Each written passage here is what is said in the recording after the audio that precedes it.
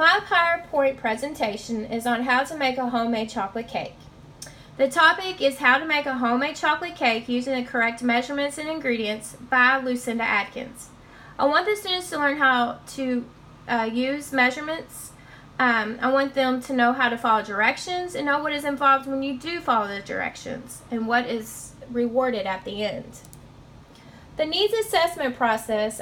I will be an instructor at an elementary school, and I will need to teach my first grade students how to make a homemade chocolate cake using the correct measurements.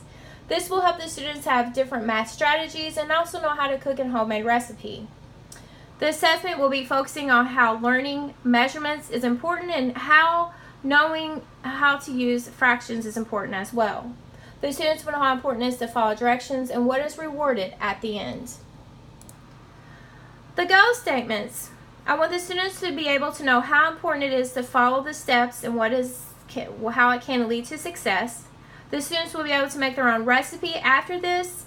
The students will learn the importance of organization in completing a task. Each student will know how to measure the ingredients using the proper tools. The students will learn about fractions while making the recipe, and the students will know what can happen if the steps are not followed the correct way. Each student will see how rewarding the task will be when it is completed. The instructional analysis explanation is the information for the outcome of learning how to make a homemade chocolate cake was obtained from one parent, one high schooler, one teacher, and one elementary student.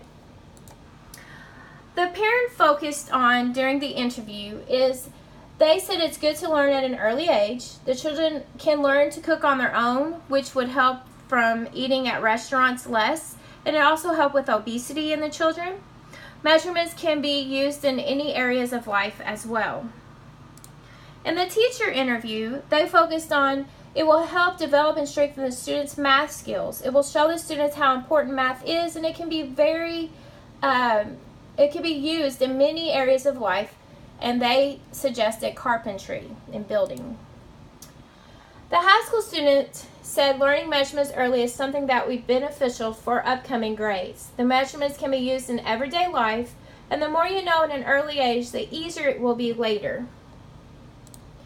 The elementary student wanted to use this type of mathematics more. It is very beneficial for students at any grade level and would love to learn to cook at an early age. The analyzed data was collected, all focused on how important it is to know different fractions and measurements. This will be used in our life no matter what age you are, and the parent, teacher, high schooler, and elementary student all thought knowing measurements and fractions at an early age would be very beneficial. Using cooking as a tool to learn this will be fun and also rewarding. I have a list of 5 objectives in this PowerPoint. The first objective is the students will use tools of measurement. They will use a measuring cup and a spoon. The students will practice using the measuring cup and the spoon using flour and water. The students will see the difference between each required measurement and also the fractions. And they will be given 3 different measurements, and they will use the water and flour to perform these measurements. So basically a hands-on objective. Objective number 2, the students will identify the names of each type of measurement used in the cooking. These measurements will be teaspoons, tablespoons, cups, and quarts, and each picture will have the marking of each measurement. The students will see the knowledge they know in the measurements, and then the students will be able to identify the terms when given in instruction. Objective 3, there will be a demonstration. Sorry about that. There will be a demonstration on video of the recipe that did not have a successful outcome. The students will give reasons on why the recipe was not successful, and the students will get into groups to see how they would make the recipe better. And they will give presentations at the end also to clarify this. Objective number 4, the students will be given a true and false quiz related to cooking their first recipe. They will take the quiz and ask questions if needed on any areas of cooking.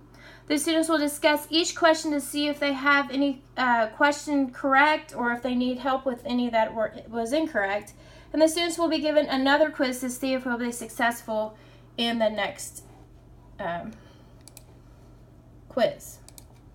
And then Objective 5, the students will be given the chance to make their own recipe in groups, and the students will get to taste each group's recipe, and they will get to write down their positive thoughts and opinions of each group.